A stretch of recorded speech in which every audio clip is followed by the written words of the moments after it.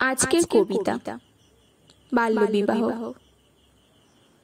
হও যদি তুমি সন্তানের পিতা বা মাতা, আজকেই দাও মন থেকে কথা।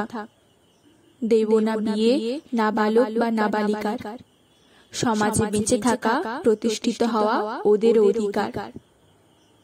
পৃথিবীতে যেদিন এসেছে তোমার সন্তান, আমাদেরই দেখা উচিত তারা যেন সম অধিকার পান।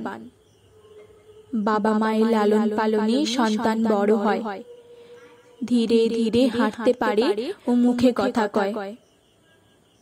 5 বছর বয়স হলে যেতে হয় স্কুলে, কখনো তারা বাবা মাকে যায় না ভুলে।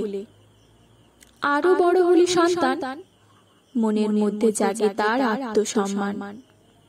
ধীরে ধীরে পৌঁছয় তারা বয়ঃসন্ধিকালে, দুশ্চিন্তার ভাঁজ পড়ে মা বাবার কপালে। বর্তমান কালের শিক্ষা ও সংস্কৃতি সন্তানদের মনে ঘটায় বিকৃতি।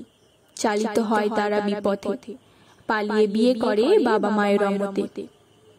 অনেক বাবা মা কন্যা সন্তানকে মনে করে বোঝা, তাই বয়স হওয়ার আগেই শুরু করে পাত্র খোঁজা।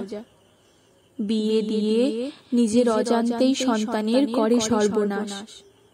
কম বয়সে বিয়ে দিলে রোগ জ্বালা লেগে থাকে 12 মাস। অকাল মৃত্যু হলেও হতে পারে, তখন দোষ দেবে তুমি কারে?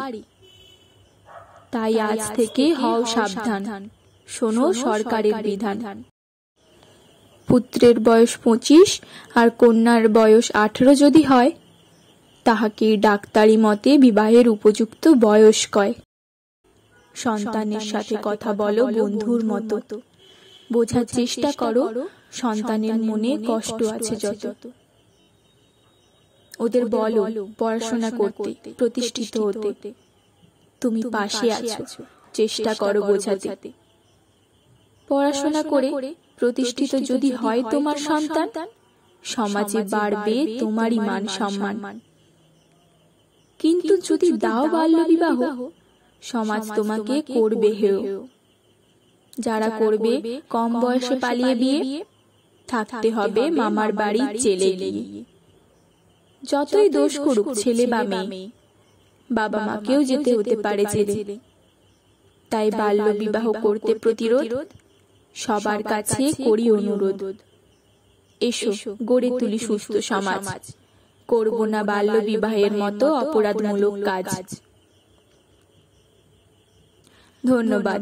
ভালো থাকবেন, ভালো রাখবেন।